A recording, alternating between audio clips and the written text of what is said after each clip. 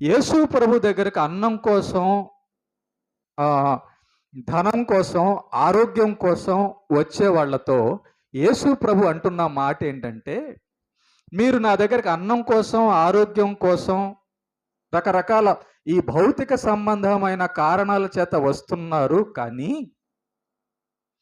వాటికంటే ముఖ్యమైనది ఒకటుంది. దానికోసం మీరు రావాలి అంటున్నాడు. అదేంటంట? అక్షయమైన ఆహారం. అక్షయమైన ఆహారం, అక్షయమైన జీవితం, నిత్య జీవము.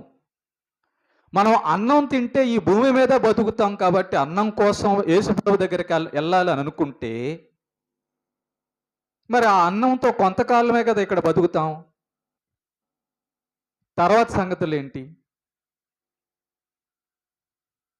యేసు ప్రభు కేవలం అన్నం, డబ్బు, ఆరోగ్యం, ఆనందం మాత్రమే ఇచ్చేవాడా? ఆయన దగ్గర అన్నం కంటే, డబ్బు కంటే, ఆరోగ్యం కంటే మించినవి ఇంకేమీ లేవా?